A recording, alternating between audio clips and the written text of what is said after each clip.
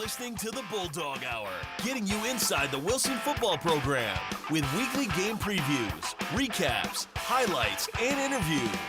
Now, here are your hosts, Joe Mays and Justin Raffoff.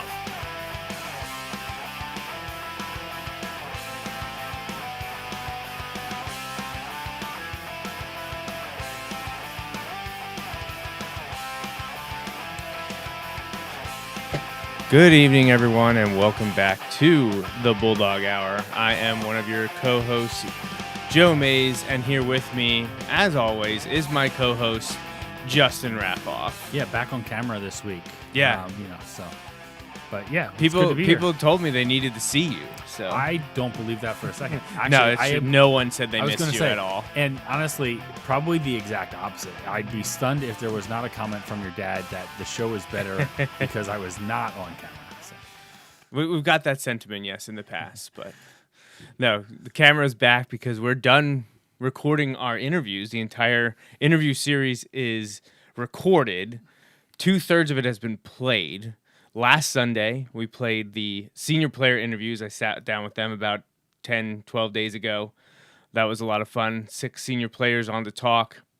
Then on Tuesday, I played my interview with Coach Doms, which lasted for over an hour and was, I think, quite easily the most watched live episode that we've ever had on this show in 10 years. So we appreciate everyone tuning in and, as always, supporting the show. Now, this evening, we're going to be playing the interviews that Justin and I just recorded together on this past Wednesday, and we interviewed assistant coaches. Now, generally, a lot of years we've sat down one-on-one with Coach Ernie Walber. Sometimes if there's a new coach, we'll sit one-on-one with them, and we usually have, 3 or 4 coaches. I feel like 4 assistant coaches would have been a high number. I would have put it at like 2 to 3. Well, honestly, and then a couple years ago when we started to branch out, we've been doing this for a while. We finally were like, let's get a couple to come in together. Yeah, we also, especially for some of the younger, newer guys, we could get them to come in together. And that was great. I believe we had Coach Wolber was on last year with a couple defensive assistants, and then we got the offensive assistants on. I actually got a bonus. I got a bonus assistant coach interview last year because during the youth camp, I went up for pictures and grabbed, my stuff was still up there, so I grabbed a few more. So, we probably got maybe 6 to 8 last year over 3 sets of interviews. But, well, you're in for a treat this year because things were way different. If there's a coach on the staff and they were available to be there during the morning practice of heat acclimatization last week, they were interviewed all together. Justin and I sat down with not 1, not 2, not 3, but all 7 offensive assistant coaches. The only person that wasn't there was Pat Zerby, who was coaching the tight ends. It does. It comes up. So he's called out a little bit by his offensive assistants, the staff. So you'll hear from that. We will play that momentarily.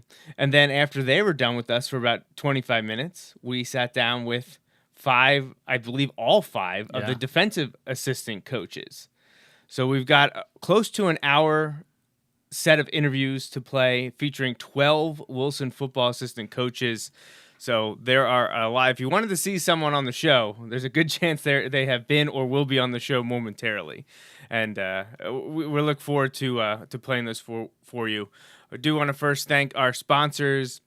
As always, this show is presented by Mays Sandwich Shop. We're going to thank my dad, Bill Mays, for being with us from day one. Also, since last time, we picked up another anonymous donor, another individual who has been with us since, I'm pretty sure, pretty close to day one. If it wasn't the first year, it was in year 2, and every year since then. So appreciate them getting back on board with us here. So Mays Sandwich Shop, our 2 anonymous donors, and again, I said last Tuesday when I played the Doug Doms interview, we're always looking for people to help out. So if you want to sponsor it as a business, which we've had in the past, or as just an individual kind of patronage. Yeah, we've had both. Yeah, all the time. It's great. We had a very successful year last year. Getting sponsors for the program and being able to cover our annual expenses, which is always appreciated. So you can reach out to me. I can let you know. There's not a lot involved. But it's very much appreciated.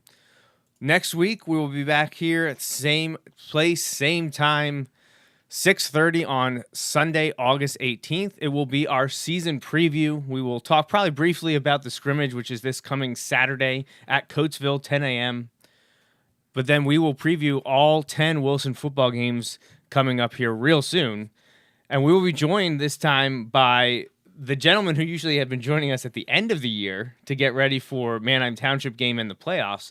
They're going to kick things off with us, Mike Drago from MikeDragoSports.com and Jeff Reinhart from LNP, LancasterOnline.com. So Mike and Jeff will join Justin and me next Sunday to preview Wilson football in 2024, look ahead to the big games, and kind of preview the teams Wilson will be playing on the new Gursky Stadium turf and around the south central, southeastern. Oh, actually, kind of going up to the northeastern Pennsylvania region this fall. Yeah, some big hitting guests right off the bat. That's pretty awesome. So, yeah, then actually that was asked by them. Hey, can we come on the show?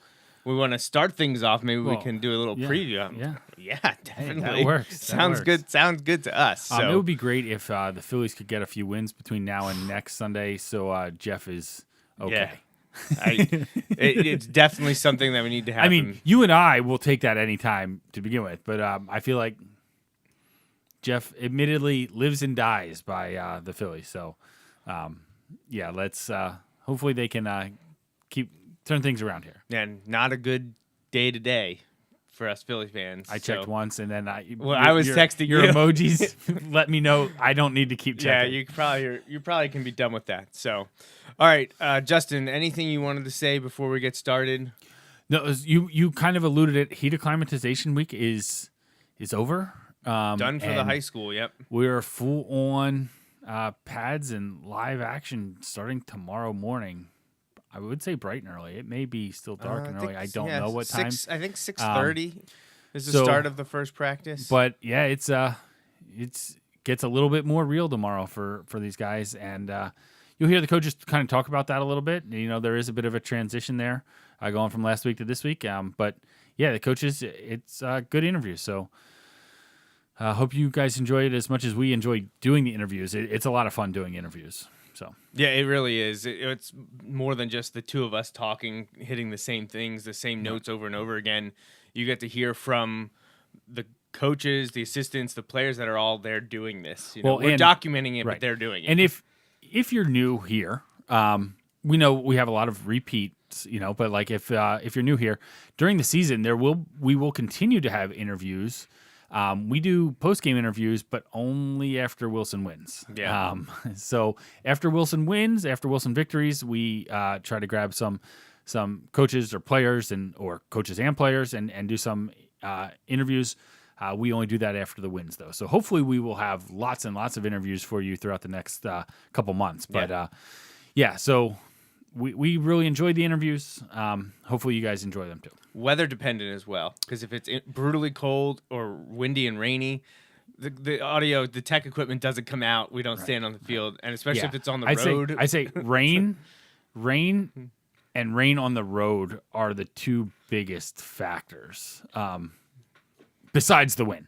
That is factor number one, yes. is did they win? So, yeah, hopefully you'll hear from us a bunch or hear from the players and coaches a bunch more over the next 2 to 3 months. But I do want to say before we roll the interviews with our offensive assistant coaches, I want to say it now so I don't forget at the end. Yeah. The Wilson Football Parents Organization, yes. Pig Roast, the Pigskin Classic, second year they're doing it in this format at Claris Hall across from Berks Catholic. $50 ticket bought ahead of time, $60 at the gate. It is next Saturday, or now this coming Saturday, August 17th. Starts at 7 p.m. It's the same day of the Coatesville scrimmage. So if you're a big football fan, you go down to Coatesville, watch the scrimmage that morning, head home later that night, head over to Claris Hall for the Pigskin Classic and support the Wilson Football Parents Organization and the Wilson football team. They'll have a bunch of memorabilia there that you can look at that I have donated for them to show off, mini helmets and jerseys and old practice uniforms and lots of pictures. I'm not sure what the organizers, how they're going to handle the boatload of stuff I sent them to print out, but it has stuff through all decades, including back to the 40s, 50s, and 60s. So it'll be great to mark and kick off the 80th season of Wilson football, and that's being coordinated by the Wilson Football Parents Organization as a big fundraiser for them so that they can support the football program and honor the seniors at the end of the year. So big event coming up this coming Saturday, August 17th. I think that's it for now. We're going to roll these interviews, and Justin and I will be back in about 50 minutes to wrap things up. So we hope you all enjoy. Up first are 7 offensive assistant coaches on the 2024 Wilson football staff. All right, welcome back to Season 10 of the Bulldog Hour. Justin and I are here with the first set of our assistant coaches. We're on the offensive side of the ball to start. And Justin, it's the largest group we've ever interviewed. So yeah, moving the camera around, make sure we got them all in there. Yeah, well, we'll do our best. But Jeremy, Brandon, you're on the edges. Stay squeezed. I mean, everyone wants to see your faces. So, all right. Well, guys, thank you so much for joining us. 7 of you, which is awesome. Everyone is here to talk about the 2024 season. You're in the middle of your HE acclimatization week right now, and we thank you for taking some time in between practices to talk to us. We're going to start off first with something we usually ask at the beginning of each year that we talk to you. What are your motivations to continue to coach, and what do you like about this group that you're coaching this year? I just think that each year, you get a different group of kids with different personalities, different ways that they learn, and it's that challenge that you continue to build them and meet them in the way that they need to learn and grow. So that's something that I look forward to, and obviously making all of these young men into better young men for the future down the line. Like similar to that on the offensive line, it's always like how to fit these new pieces back in to find that group of 5 consistent interior linemen anyways that work together and just bond and getting them to that point. So that's the nice thing, at least on the line side, is finding the 5 that it's going to be and making them work together as one unit. All right, good. What would you say, how did the off season go? How have summer practices been going and camps? Like how have those been going for you guys? Yeah, I mean, we've had, great attendance. Our numbers are up a little bit right now, comparatively to other years. But we've had some time here to try to build and look at our team and continue to, try to get the best 11 guys on the field. We've had, good buy-in from the kids. Some good leadership up top with some of our older kids, and we're looking forward to being able to put the best product out there on Friday nights.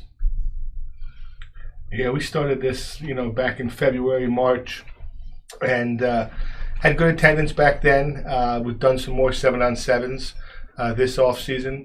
We lost some skill guys from a year ago, quarterbacks, wideouts. So we did some more of that this year in anticipation of trying to get more reps for these younger guys, and it seems to help them out quite a bit. So more consistency from an offensive standpoint. What for the coaches returning from last season? What is your biggest takeaway from the 2023 season? What are you looking forward to use from last year to better coach the team this year? What was one of your biggest takeaways from 2023? I think the biggest and the most obvious, at least on the line side, is that we can't have 4 guys going both ways. Like out of the offensive line, we can't have them playing defense full time. So creating depth is the challenge and the kind of goal there. So offensively, we have a crew. They can kind of spill in and do a little bit defensively, and then defensively, we kind of have those guys kind of set up off to the side. So I don't have to look out on the field in the district playoffs and the entire offensive line's playing defense at once too. So that I knew at least is kind of probably the largest takeaway. We were like, oh, that's not going to work anymore. Restricting the 2-way players or the amount of reps both ways. Okay. And just to piggyback off of that, conditioning. We thought we were in good shape going into last year, and we get the Roman Catholic, and guys are gassing out, guys are tired, and they're not on the other side. So I think conditioning was something that we've been honing in on a little bit more and trying to have the guys put forth that great effort in the conditioning each and every rep so that we're ready when that time comes, because it's going to be hot that first Friday for sure. So, kind of moving on from the 2023 season into the 2024 season, what are you most looking forward to in this upcoming season? I think just finding like our knack. I mean, really finding what the kids are good at. I think that's the best philosophy. And I think Jeremy has done a great job over the years realizing what type of players we have. Like last year, we had a good, solid group of offensive line. Obviously, Tommy Hunsinger being a 2-year starter, finding what our kids are good at. And I think this is what this whole HEDAC training camp, kind of what we're going through, getting into Coatesville next week, is kind of get the pads on and finding out what we're good at. I think we have an idea of what we like to do, but we're still building. We're trying to, entice the kids, push them a little bit more, and get them more involved. And we have some key components in there, and we're just going to try to exploit our strengths as an offense. And to communicate right out of the gate to the quarterbacks that are trying to replace, Tommy Hunsinger, who was all everything last year. You don't have to be Tommy. Our left tackle, you don't have to be Jack Dendle. You don't have to be Logan Kurtz. You don't have to be some of those guys. You have to be you. You're not going to be as big and as strong, but you can scrap and do all those little things right. And those are the things that are going to, elevate your game, elevate our game, and put a good product out there.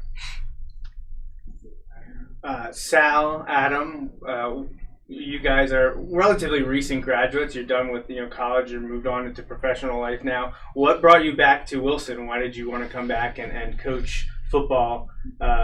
Why did you return? Yeah, I mean, I'm grateful being back here. It was always sort of my goal in life to be some sort of football coach, and it worked out perfectly.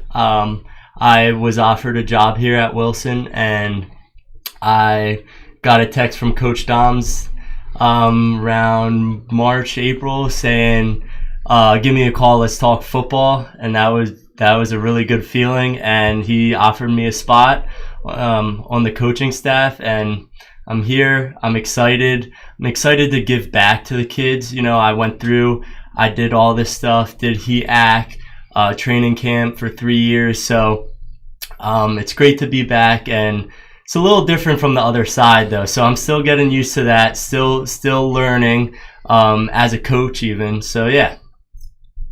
Yeah, I mean, I have a different story to get here because I'm not a teacher. I'm not teaching biology, thankfully.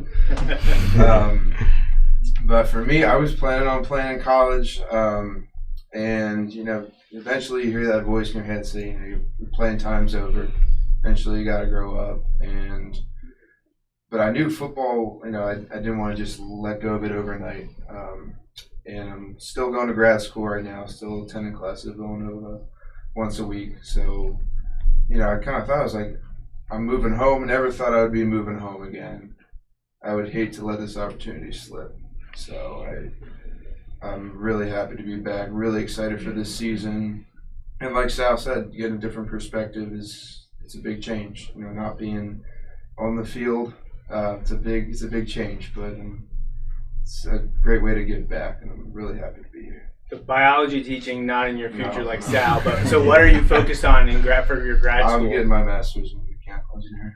Oh, awesome! Yeah. Wow, that's great to hear. Jeez. There we go.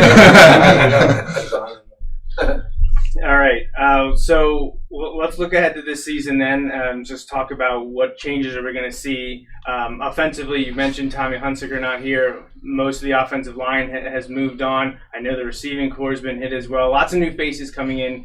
What kind of changes are we going to see to the offense, personnel-wise, situationally? What can you tell us about that? Yeah, to be quite honest, we're still kind of working our way completely through that. We ultimately are just going to try to get, packages together where we're getting, our strengths against what, we might perceive as our opponent's weaknesses out there, and, be able to take advantage of our athletes when we're talking about our guys in space, and then our linemen, inside the box there, take advantage of their strengths, and continue to try to evaluate, how we can attack a defense. Obviously we're going to start with Cheltenham here and take a look at what we can potentially do to attack them to be successful. I mean, we know, and the guys that we have to get the ball in their hands. So without having to go through that list, we're going to give you the best Nick Sirianni answer we can here. Say everything, but say absolutely nothing. But who those guys are. We got to get the balls in their hand, and if we get the ball in their hand and we get guys out there giving effort, blocking, and doing that kind of stuff, good things will happen. Well, let's talk about those guys that need to get the ball in their hand, because I think Justin and I know, but I'm not sure the people watching know their names. But first, we need to start with Jeremy and Chad and talk about the quarterback position. What are the new faces there that could be leading the offense on Friday nights? Well, I think we're intermixing, Maddox Gruber, Mason Young, and Cole Peterson. So we have 3 guys that we feel are very reliable. Obviously it's all new for them. We're still working through that. Progression reading, obviously our run game's big part of that, understanding where to go. But once the pads come on, I think, that will decipher who we feel. If we need a 2 quarterback system or 3 quarterback system, we might go that route. But once the pads come on, that will determine a lot of what we're going to do. But right now, we're pleased of what they've done. Like Coach Steiny said, we did a lot of 7-on-7s, and that was to help the quarterbacks. It was for them to feel comfortable in our passing game, understand our reads, understand where we're going, and hopefully we can build on that and really contribute to when the pads come on and 11-on-11 when we get to real football. And who knows? We have 3 tight ends that at some point in their middle school to high school career took snaps at quarterback. So maybe we'll use them at some point. Who knows? Have a little fun with them. Well, one of those guys is Christo Hunsaker. He not right now in the conversation, it seems, at quarterback, but you mentioned the tight ends. Lots of tight ends. Is that Coach Steinmeier? Is that your domain then, the 4 of those guys? Well, we're fortunate. We have Adam back here to help us out, and Pat Zobe here to help us out. But we do a lot of things scheme-wise to put those guys in position to be successful. You have your seniors, your Cam Zillinger, your Brady Klein, your Christo Hunsaker. Those are 3 senior kids that can all play tight end. And then you have the sophomore Michael Glover, who could play tight end as well. They're all athletic. They all do different things well. So what we try and do offensively is try and put them in the best positions to be successful. Some guys are better at blocking. Some guys are better route runners. So we incorporate that. We talk about it as a staff, what we can do formationally and just make adjustments to put them in positions to be successful. And we're excited. We moved Ramel Gaston out to tight end as well. Cucky is a hard-nosed kid who can come in and fill a certain role at the tight end position. And we're excited about the couple young kids we have at tight end as well, who are big kids. Down the line. So tight end's a strong spot for us. Sounds like it's ripe for the opportunity to run some old school double wing smash mouth 3 yards in a cloud of dust. I don't know if we'll be doing that, but the dust would be hard on the turf fields. So I don't know how we get that. And, you're not at McCaskey this year; they're coming here, so I know grass and dust might be hard to find. Yeah. Well, what about the receivers then? We know about the tight ends. How's the receiving core reloading? Young group of kids. Jaden Carpenter, Eli. Young kids. They were sophomores last year. We were in the system with us last year. Got a lot of work in there. Aiden Kramer, Peter Khalifa. So there's a group of 4, 5, 6 kids that are going to be competing for playing time. Okay, guys that are going to be consistent. Guys that know what they're doing. That are going to give effort. Not just in the pass game, but in the run game as well, because that's going to be a big part of what we do. If they're successful and they put the work in, they're going to get the opportunity to play on Friday night. Brandon, we alluded to needing new players along the offensive line, 3 or 4 guys. What's it look like with your group? I mean, out of the interior 5, we've got Derek Reininger returning, so that's kind of like the one anchor point that Anthony Geloso and Cameron Kionis are coming back their senior year after kind of being off, not being on the team their junior year due to injuries. So they took their time, they got their bodies back in shape, and they're definitely contributing and helping and providing depth, and they're battling for starting positions. Junior Catul, he's kind of looks like he's going to probably be one of the other senior leaders of the line. And then we kind of got like younger junior tackles, really good size, like love the fight in them. Like they're all coachable. They're kind of battling their way through, and other juniors stepping up. Aiden Janakovo. There's just like there's so many. Like again, we've been like hounding on getting this depth and all that. That's so like you've got like the Frables, you've got Jay-Z Hector, you've got Malachi Tolles coming in. There's just like, the names, and like we would be here forever talking about all of them because that was our goal, and that's where we're getting there. So there's so many guys that are providing depth and meaningful looks and time. So and I think much like the wide receiver position, you know, your day one guys might be your day one guys, but that depth is going to build and get experience. So there's guys that were sick this summer that weren't around and missed a lot of time mentally that are physically there and ready to step in. Justin Robinson, if he was around and knew what was going on, like he's a guy we got to get a ball in his hand. Chase Parsons was in the same boat. If he gets his stuff down week 5, maybe he can fill out a niche just like Brandon was saying with some of those backup guys that are just coming along. Those younger guys, once they understand, they get things. They've been out for a little bit, and that mental part of the game is huge. Jake, you have part of your backfield returning with Corell Akings, obviously losing Nick Fiorini. Who else could we be hearing besides Corell getting the ball in the backfield this year? Yeah, I mean, Corell and Nick were our 2 main running backs last year, and it stinks losing a kid like Nick, who is a smart kid, tough kid, always ran really, physical. But we do get Corell back, who's probably our main ball carrier last year. We actually have a decent. We do have some depth at our position here. We have Monty Greer, who's going to take a larger role in the backfield, and then we have a couple kids that kind of fit more of that Nick type of role, where they're a bigger bruiser type of kid in the in EJ Brownback and in Ethan Harding. So, the 2 of them, we really have, a solid 4 group of players there that we're excited about. We have a collection of seniors who, do a good job for us in preparing for the week. And then we have some younger kids that are going to continue to work their way through. But, those are probably our core 4 at the position with Corell and Monty, and then EJ and Ethan coming back here. So one of the things Joe and I talk about every single year is kind of like guys who may have put in their time but are maybe like late bloomers and maybe have flown under the radar a little bit more. In high school programs especially can kind of be built off of those guys or certainly use them. Has there been anyone that has stood out that maybe has been in the program a little bit, or maybe not? Maybe they're a newcomer, but that maybe is kind of flying under the radar that you're willing to share. I mean, up front, like LCD said, probably Geloso, probably Q, who will have roles in some way. They're just back, and the young guys that have stepped up and have really just taken the reps. Junior Catul, again, being a senior who is going to have a role, whether it was offensively or defensively. We weren't sure coming into the season. I think those guys up front will go, I think, as they go. So those are guys up front that can get it together and they can communicate, they can make the right calls and then execute.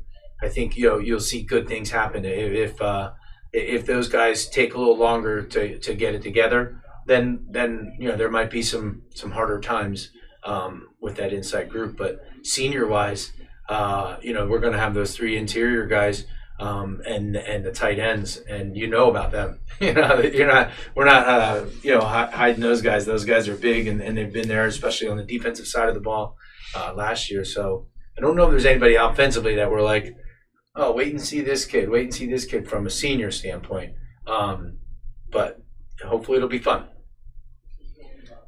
Changes to the schedule this year, not in league. Later in the year, you're used to those, but at the beginning of the season, 3 relatively unknowns. You did play Cheltenham last year, last-minute replacement game, so there's a bit of familiarity there. But then Plymouth Whitemarsh, Wilson's never played them, and going to Nazareth, haven't played them since the 90s.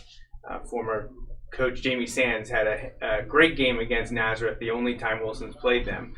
But what kind of challenges does it present to have 3 relative unknowns at the beginning of the season? And is that something you look forward to, or would you prefer to have a mainstay like you had been seeing Central Dauphin for a decade? Different challenges with both teams because of styles and whatnot, but do you like that there's 3 new teams, or would you prefer it to have been more of the status quo? Well, I think from a coaching standpoint, game planning wise, you're looking at 3 new defenses, things that we're not familiar with. When we played Central Dauphin, you know what they're going to give us. When you get into the league schedule, you know what teams play, so you can carry things over from year to year from that standpoint. But with these 3 new teams, their offensive schemes, what they run is going to affect what we do defensively, and vice versa. What they do defensively is going to, change what we do offensively and how we're going to attack them. So just the familiarity piece of it is the thing that you like to think about. But it is exciting to go play in Nazareth, who was a district champ a year ago and had great quarterback, and Chad can probably speak about him a little bit, but got that quarterback back, and he just committed to Virginia Tech or whatever, and so you get a good chance against a good football team in week 3 there. Yeah, I think one of the things you look at with it is we're going to play 3 formidable teams. I mean, Cheltenham has had recent success, really. They were in the state championship game a few years back. So they're going to present a challenge to us. Plymouth Whitemarsh has been extremely successful year after year here over the last decade plus, and it's going to be a challenge. And Nazareth is certainly a program that has pretty consistently been a challenging program for their opponents. So we're excited though. Our kids are excited for the challenge, and hopefully we can continue to improve. So, Chad, are you familiar with some of the quarterbacks that Wilson's facing this year then? Have you worked with a few of them? Yeah, with Nazareth, Peyton Falzone, we had him in camp, and, seen him a while. He's a big kid, big, strong kid, can run, can throw, can do it all. We'll see what he can do. He's still young. He's only going to be a junior. But a great kid. Got to know him a little bit, and I won't be rooting for him, obviously, when we play him, but I do wish him success and, later on in his career. But, yeah, that one, I have a couple of the township kids, which, that's obviously, a big rival for us, but they're just good kids. And, it's a good opportunity for our kids to go against good talent. We feel like we have good talent as well, and it will be a great matchup to see what we can do against them. Chad, how has your involvement changed over the last year versus what you thought it was going to be last spring versus where you're at today? Yeah, I think it's very similar. I think, like I said last year, it was such a joy, just like these young guys, coming in. It's a great staff. And everybody has a say in the staff, and we all work together really, really well on the offensive side of the ball. And I think, I'll take over the quarterbacks a little bit, when Jeremy has to, run around, because half the time Zerby's not here, and obviously he's not here again. So, Pat, get your ass here. But other than that, it's been good working with the quarterbacks, and still we're all game planning. Every coach has a say, and I think that's what's so special about this side of the ball is we work well together.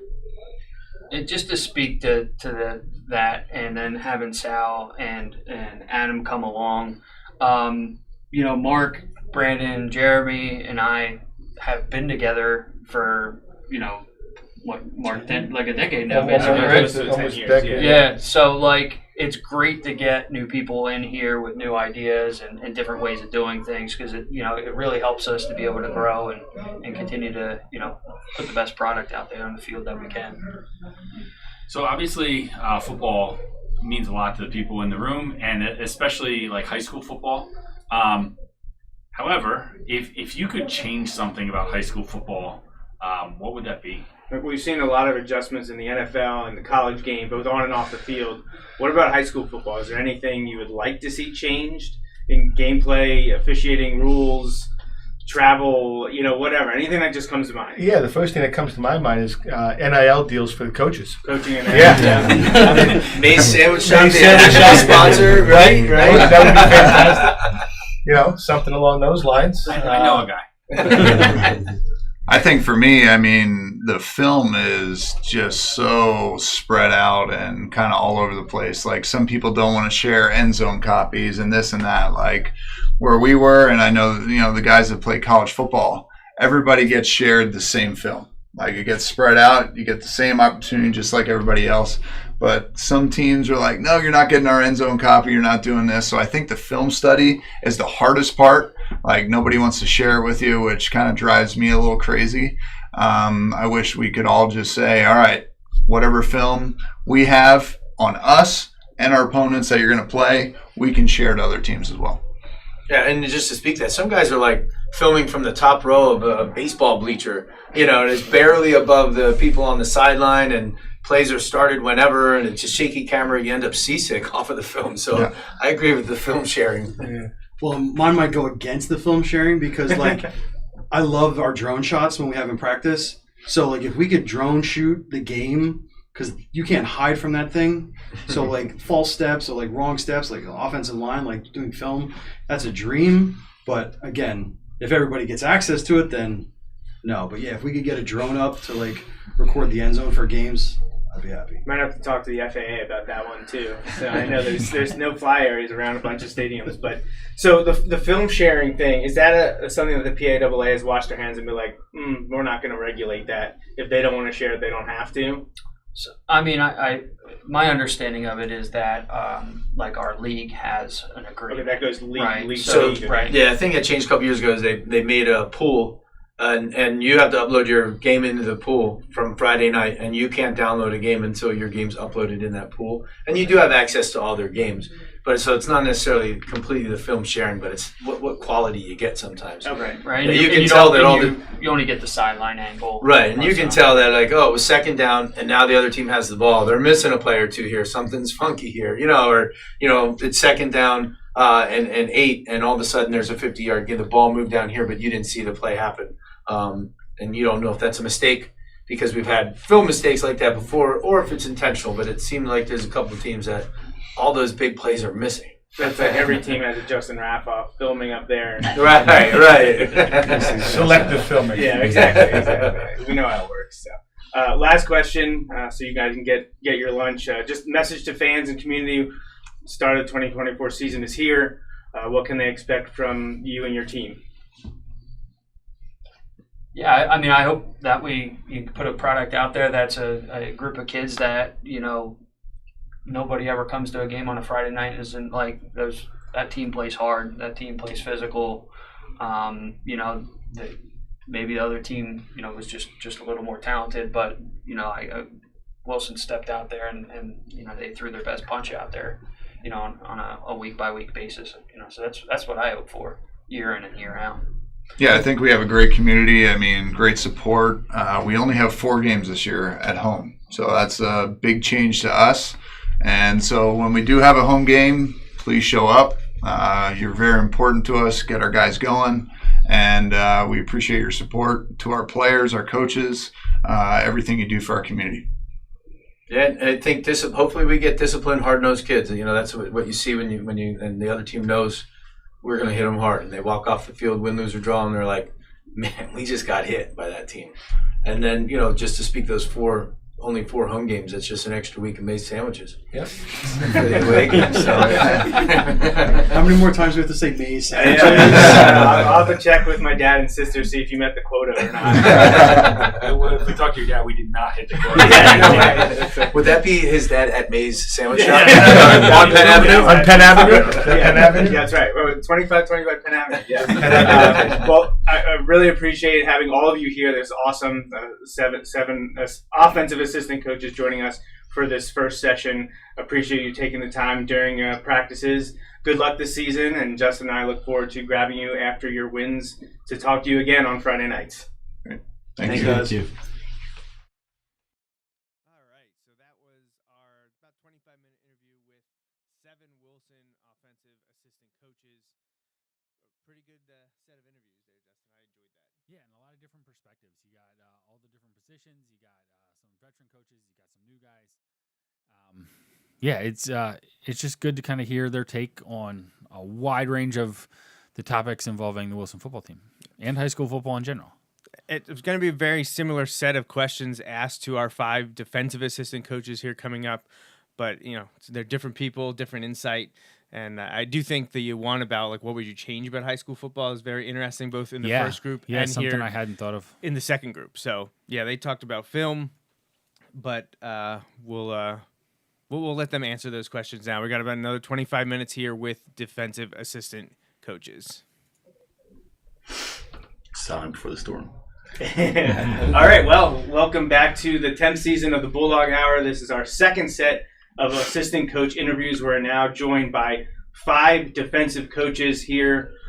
And we just got done talking to 7 offensive coaches. You guys are a little outnumbered this year. So smaller staff, or are you just missing a couple guys? This is it. This is it. Got low numbers. You don't get to work with Zerby at all? He's on offense too? Oh, yeah, the offense got 8 or 9, and we got 5. Mm-hmm. But Dom's is more of a defensive guy. Yeah, you're right. You do got some strings to pull with the head coach. But they talked in the first session about we need some coaching NIL. I think we need an endowment for defensive coaches to get you another guy. More gear. Let's go. All right. So first question, start off again. And if you have to answer every question. There's only a few that we usually ask each person individually to comment on. But up first here, we're just going to ask, what are your motivations to continue to coach? What is it about this team this year that you're excited about, being able to put your mark on the squad? Anyone, feel free to jump in. I guess I'm the guy going first. You've been coaching the longest. Yeah. I just enjoy being around the kids. It keeps me feeling young. It keeps me feel like I'm still part of society. I love being around the kids, watching kids mature, grow into good young men. It's fun. It's energy. I mean, it keeps me young, keeps me running around. If I wasn't doing this, I don't know what I'd be doing. I mean, it keeps me fun. It keeps me fresh. And watch a kid have success, not only on the field, but off the field. That's why I keep coming back. Well, I have a new energy. I was coaching and teaching at Conestoga Valley for the last 20 years. So this is my first year at Wilson. I grew up in Berks County. My wife teaches here in Berks County at Wilson, was a Wilson grad, Hall of Famer, and then obviously my kids go here as well. So my motivation's been not only because I enjoy coaching. I had great coaches along my athletic career that were able to work with me to help me into be an athlete and also a better person. And I have that motivation as well to do the same. But the new motivation for me is being at a new school with a new staff and new kids. It brings new, refreshing excitement both to teach but also to coach. So looking forward to the season. Come on, you 3. You guys just covered it all. Okay. Yeah. Just ditto, right? Yeah. Piggybacking off of that. This is just my second year with the team, but I'm just super excited. I think it's a great bunch of kids.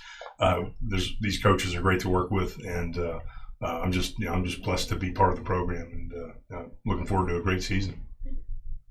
All right. So how is the off season, and how have summer practices and camps been going? I think we've improved throughout the summer. Going into the summer, be defensive coach, I was a little skeptical about what we had in front of us, with different body types, different athletes, and we didn't know what we were going to do defensively. I think we figured something out defensively, and we started to get some continuity going with the kids. So I think we've improved. Every day I see something improvement-wise. So I'm excited because I think we have potential to be a pretty nice defense. So as the progress has worked, we've worked people in the spots. We're starting to find out who the guys are. And I just think we've gotten better every week, and I'm excited because we're flying around right now. Yeah, I think going to East Stroudsburg really helped us, and the kids started clicking, and just saw a lot of growth there. One thing I noticed, obviously, as I just mentioned, being from a different school, there's a lot of buy-in in our summer work. Getting the kids here. Kids are kids. They're gonna have days where they're not, a little tired or something of that nature. But the kids seem to have worked when we would have them, at least in the stations that I work with Coach Wolber. And they work. They want to get better. They're open to coaching.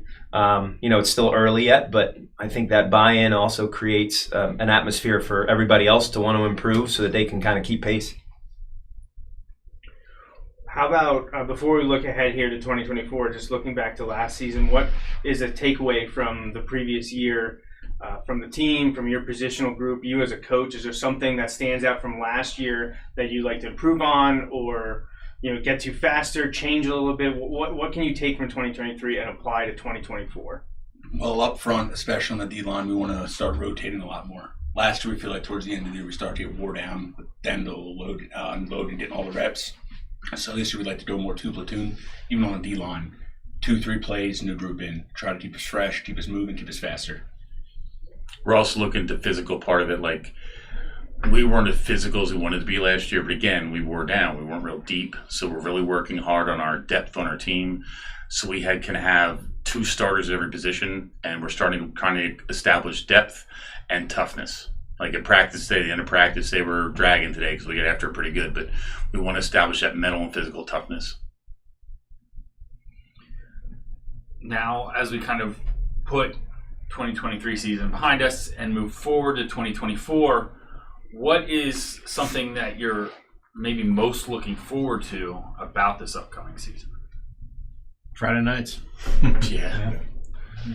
I mean, going out and playing some new teams is kind of excitement for us. I mean, knowing, we're going week 1, Cheltenham we played last year, and we should have, we had control, and then we kind of made it a war. Getting our kids another opportunity to go play them again, and then, playing week 2, Plymouth White Marsh being an option team, week 3, Nazareth, have a quarterback going to Valtech. So there's things out there. So I think the motivation that way and looking at that way is we have to attack those 3 teams, new teams, excitement that way, and then we go into league play. And league play, I mean, you got to hold your own until it comes to the year and let the dust settle. But you got to get through those first 3 so the kids have excitement of not seeing the same 3 teams all the time on their schedule, seeing somebody new, and then Reading, and then they come right away, and then bang, we're all of a sudden in Mifflin a week after. Well, sorry, 2 weeks after Reading, I guess. So the kids are excited, but hearing the kids talk, they can't wait to play, and that's what we're excited about. The kids are ready for Friday nights. Anyone else have anything they're looking forward to this season? Anything stand out? It doesn't have to be schedule-wise. It's just, something. I think I keep bringing from my perspective of a new coach to be part of this, both, the facilities and the atmosphere and the tradition, to be part of that is not only an honor, but it's something that, I never thought I would do.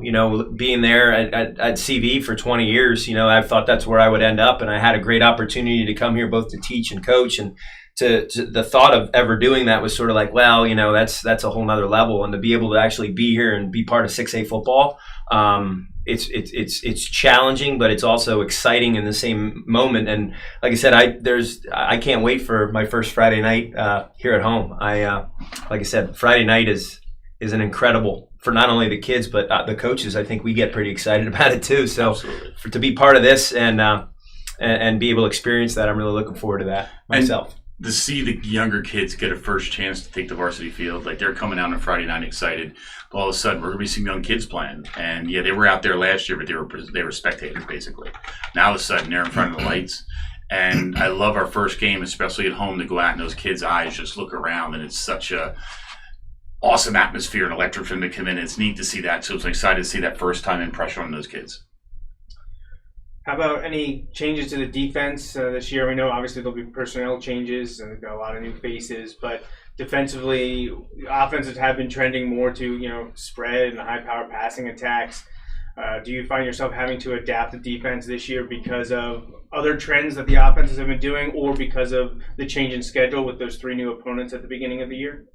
I think it comes down to personnel. Honestly, we got to evaluate our personnel and what we're going to have. Last year, we were bigger, more physical as far as size. So we played a lot of 4-man front. This year, we're going to be playing some 3 and 4. We feel as though as a group, our linebackers are probably our strength of our defense right now. Athletically, we're pretty deep there.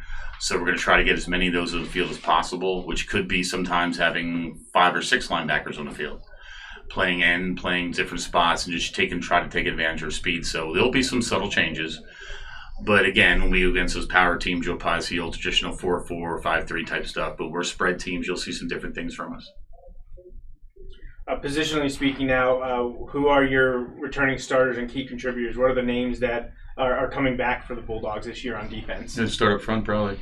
Up front, we have Derek Reinhart is back for his 4th year with us. I feel like he's been here forever. We have Z, Cameron Zollner, he's back, D end. Michael Glover's back at D end. Ramel Gasson got some reps last year. He's back at D end. Junior. Then we have Junior Tool, who played sparingly last year. Was just a step behind the guys ahead of him and really pushed himself in the offseason. So he's really stepped up for us. Other than that, it's all pretty much new people, though. So we have about 4 returners on the D line that have reps last year. Yeah, well, that'll be the next question. We'll come back to you for your newcomers. But how about Anthony? What about you? Who you got back? You and Ernie at linebacker. Well, I mean, I feel like we still got some experience back with Christo. We got Brady back for a second year. Last year was his first time playing linebacker, so it looks like the wheels are turning now. We got EJ Brown back. Let's see, who am I missing? We got the outside. Harding. Ethan Harding.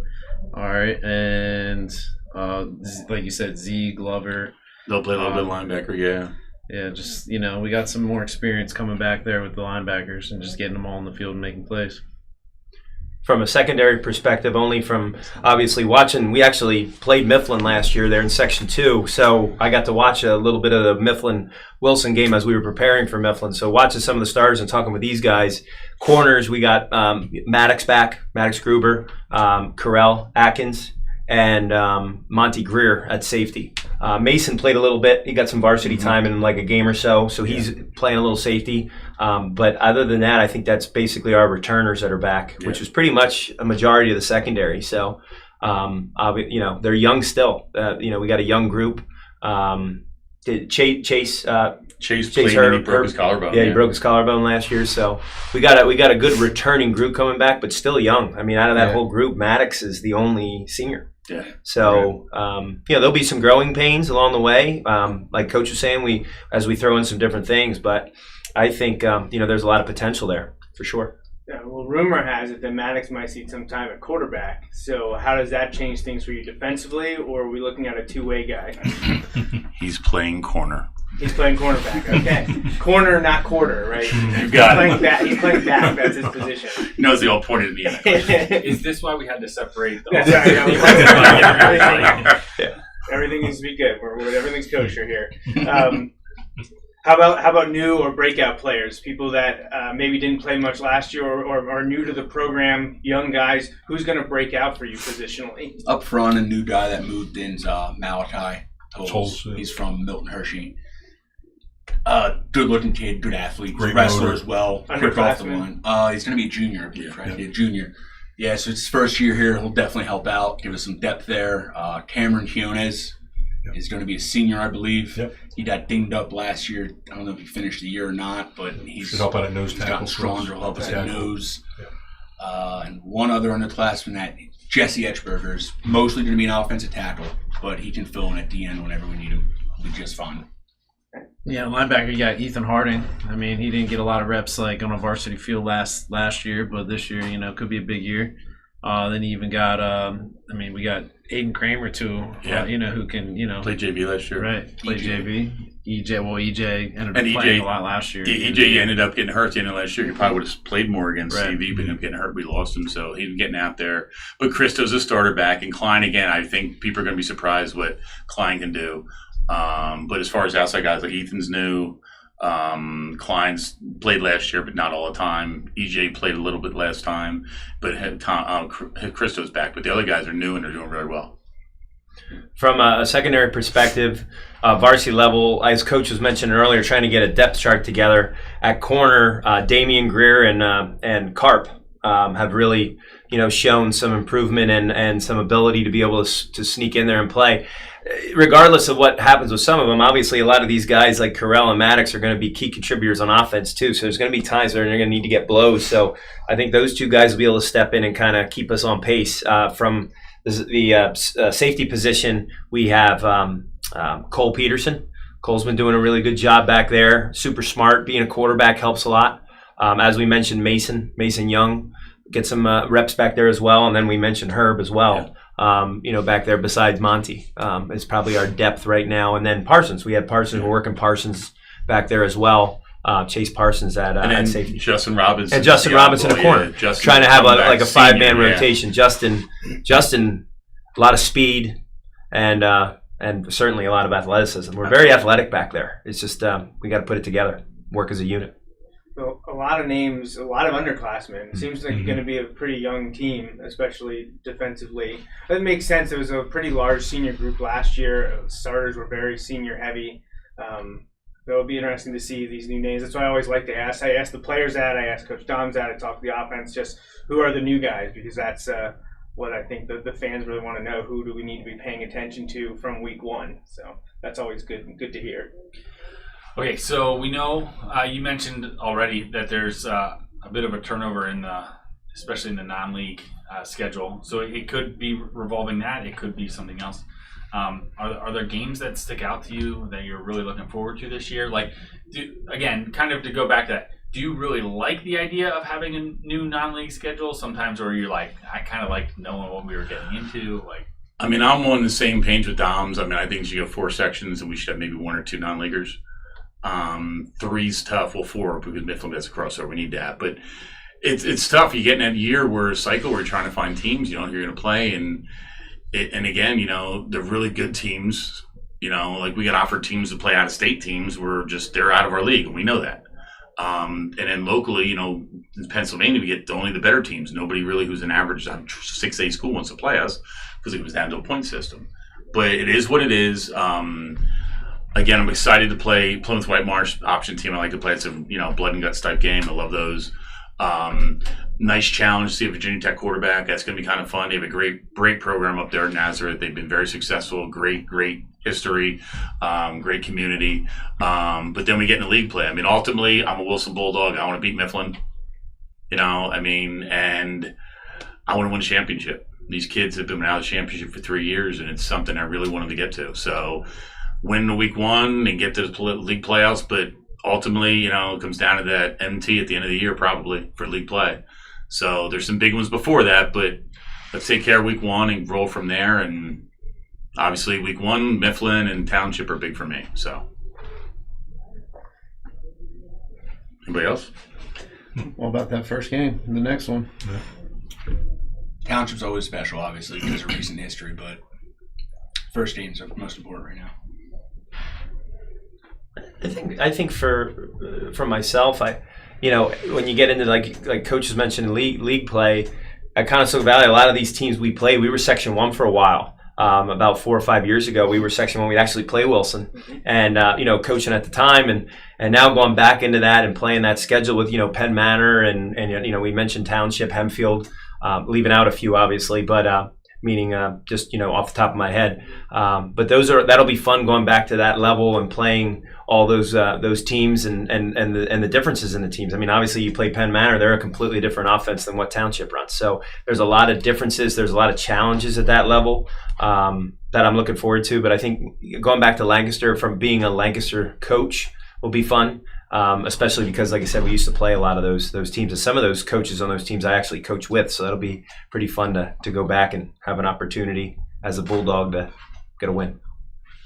So sticking with the schedule and thinking about the opponents again, I know Coach Wolber, we've talked before in our many interviews about how it wasn't always great to have to start with Mifflin or to start with Central Dauphin because they're a very physical team. You're each aware with each other. Well, now you have 3 games where you're not really aware of what's going on. You played Cheltenham last year, so there's at least a little film there, a little familiarity. But you mentioned Plymouth White Marsh is an option. They rushed for almost 3,100 yards last year. Yes. What kind of challenges is that presenting you in these preparations for the first 3 weeks because of the different type of offenses you're seeing? You're going from, option in week 2 to a spread and throw it out with a D1 quarterback in week 3. And we expect Cheltenham. I mean, last year they ran from 2 back to no back. They were very spread, very multiple. With a very good quarterback last year. I don't think he's running back.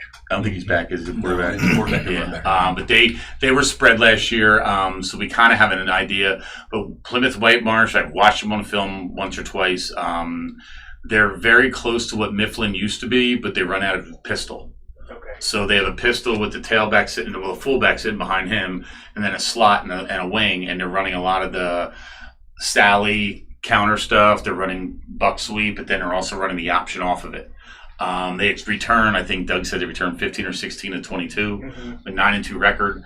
So I'm excited to see our physicality early in the year because we're going to have to go against other physical teams at that point. So as a coaching staff, it's going to be difficult transitioning from a spread where you can run, 4 D-backs, maybe 5 D-backs sometimes, to go against an option team. You might only 3 D-backs. So that's a whole different philosophy. So we're trying to implement things now to get ready for Cheltenham with on the back of our burner thinking, okay, we got to think ahead. So at camp at East Stroudsburg, we're actually starting to put in a 3 D-back look just to kind of introduce the kids. And then go back to week 3, and they're going to be very similar probably to Cheltenham. And then week 4, Reading, I don't know what they're going to do yet. I'm not sure what they're running offense. I got some skilled kids. But so it's all over the place. So we're going to see anywhere from a 3-man line week 1 to a 4 or 5-man line week 2 to back to a 3 or 4-man line week 3. So it's all over the board. So it's a lot of preparation to do for that. I'm sorry for talking too much. Does anyone else have any comments about the changes in the offenses you're going to see in the first few weeks? Thank you. No, I'm good. I was gonna say from D-backs, as Coach Wolver's saying, we've been trying here in the first couple days of HEDAC to work different techniques. Sometimes we might be impressed, so we got to have a certain way that we're going to play that. A certain way we're going to jam. Then there's soft man versus playing right up in their face. So there's different techniques that we've been trying to put in. And then there's times where, like we're mentioning, if we're playing a team that runs, we got to work on obviously shedding blocks and keeping outside arm free, forcing it back inside. Then there's times when we're in a spread, we're going to have to play back. So as he was mentioning, the different defenses that we play, it's a lot to give them. But the nice thing about having it in is now they have it all in their toolbox and they can use it when they need to. But it's certainly a challenge, especially from their perspective, because they go from covering guys where that might be running fades down the sideline to guys that are running stop routes or stopping the run. So it's completely different. So that's a big challenge for sure. And personnel-wise, we're going to have to change personnel. Who's physical, who's not. Like, is some guy better against the pass, some guy's better against the run, pass rush versus run defense. So there will be a plethora of people playing this year. So at lots of different levels of football, there have been lots of different changes to football over the last few years. Some of those on the field, some of those off the field, just all kinds of different things going on.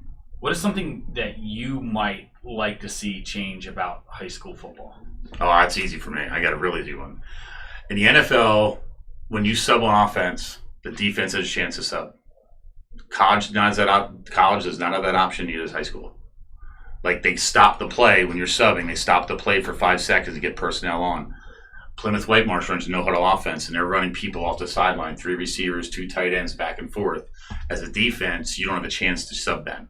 And that's what's difficult defensively. So if you're coming out, they come out one play in a 2 tight end, 2 back set, where you're playing a 4-4, 5-3, whatever, playing a run defense, and all of a sudden they run 3 wideouts on, and we're still in a 4-4 defense, cover 3. That's not good for us. So I really wish it would inherit that rule of we could sub. I don't think college has it. I might be wrong on it. You guys might know better than me. I'm not sure. But I wish we had a chance just to hold the clock for 5 seconds and we could get a quick personnel change. That's what I'd like to see change. All right, that's a good one. The offensive coaches talked about the film sharing discrepancies. That was a big one that came up. But if anything else comes to mind? Well, there have been teams that cut plays from film. Right, that's what they were referencing. And it's when you're, especially defensively, you're running some special formations, unbalanced stuff, and you have to see that stuff. And it's fortunate some people do cut some corners on film. Not everybody, don't get me wrong, but some people, we get film issues too, but sometimes you do get incomplete film, and that's tough. I think Coach Doms was talking this morning about it was just the league interpretation that they might do something with guys being on or off the ball. Yeah, there's a point of emphasis this year. Which will help us. A point of emphasis meaning, obviously 7 people are allowed on the line of scrimmage, and if there's more, they're ineligible. And sometimes when we played teams, at least at my old school, sometimes that was hard to decipher. Mm-hmm. They might be like a half a step off, and that might still look like they're on and really throw some things off. And it sounds like that's going to be a rule change, which obviously from a secondary perspective and from really any perspective on defense is important to be able to know whether that guy can go out for a pass or not. And now you can, like before now there's a number policies in place where the linemen have to have 5 linemen intact. You can put them either side, but now if people line up on the line of scrimmage, you got to count numbers, and defensively we're very aware of that. We teach our kids that. But if you have them on and off, we don't know what's going on sometimes. So it's very nice to have, again, distinct. You have to have space between them. Coach Downs brought that this morning. It's going to be a big difference for us. Good. That's a good one to add. Do you have any others? And all right, we'll finish with our last one, which we always like to ask our coaches and players heading into the season. what is your message to the fans and community before this year gets underway? What can we expect from the Wilson Bulldogs in 2024? Well, I'm going to go a little more braver than Coach Dom's last night. I'm going to go for 2 wins. Okay. All right. Double. Well, yeah. he wasn't even sure one was guaranteed. Oh, wasn't he sure? No, he was edging. He was okay. Well, I'll guarantee. guarantee 2 to you guys. Okay. No, I mean, honestly, okay. I mean, looking at it, talking to the kids, I want to feel the team that is enthusiastic and having fun, and hopefully builds that electricity into the stands. And we're going to have some fun times on a Friday night. The kids seem more electric, more into it, more excitable. Enthusiasm. And let's get that energy, man. Energy pumping. Let's play some physical defense. Yeah, it's an excited group. They're ready to go. Take it easy on the new guy. Right? Take it easy on the new guy now. I think, stay with us. Give us a chance. There's going to be some growing pains, like we talked about. There's some young guys, and we're going to keep staying on top of things and give the kids a chance. And like I said, they're going to keep playing, and that's our goal, is to keep them playing hard to the whistle, and stay with us. Yeah, there's going to be mistakes made, but we're going to play fast. We're going to play hard this year. Our kids are excited. They seem aggressive. We're going to be good to go, I think.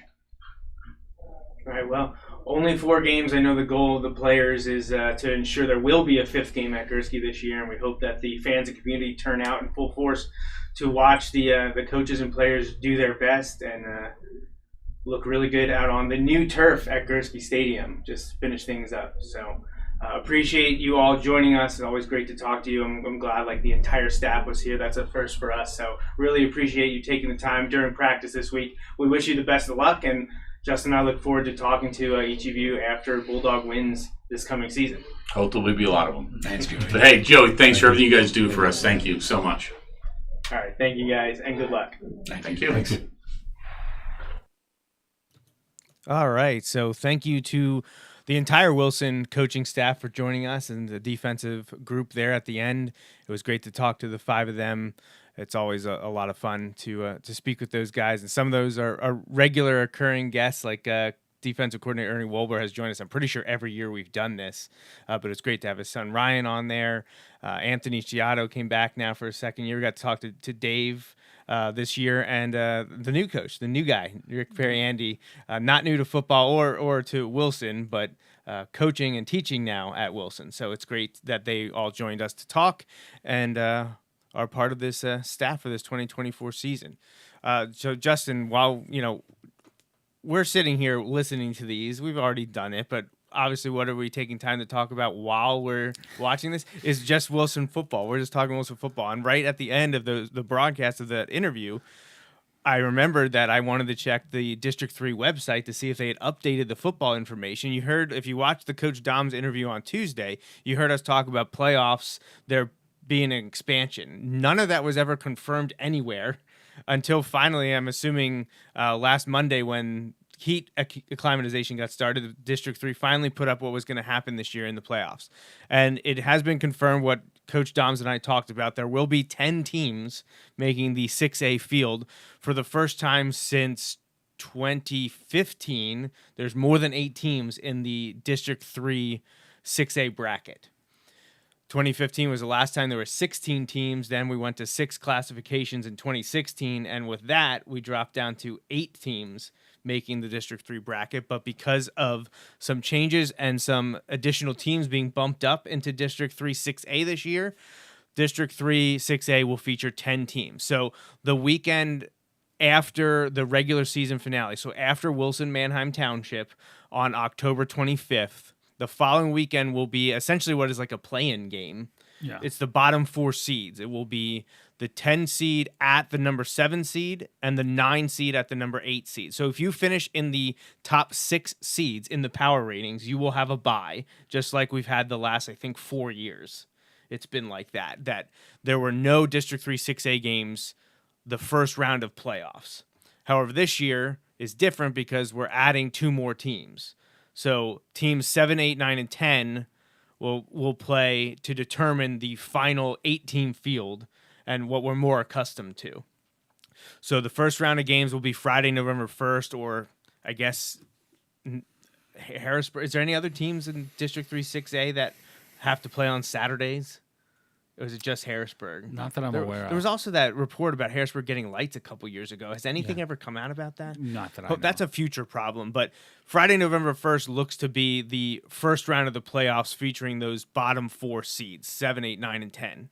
So if you finish in the top 6, you wouldn't play until Friday, November 8th, or possibly Saturday, November 9th, depending on what's going on with Harrisburg. And again, all of the games throughout the entire district playoffs, I believe, are going to be played at the better seeded team, right? The lower numbered seed, 1, 2, 3, or 4, have that opportunity, with one always getting home field, unless something has changed. So it's good to have that confirmed, because it was not something that had been out there when I was talking to the players and the assistant coaches.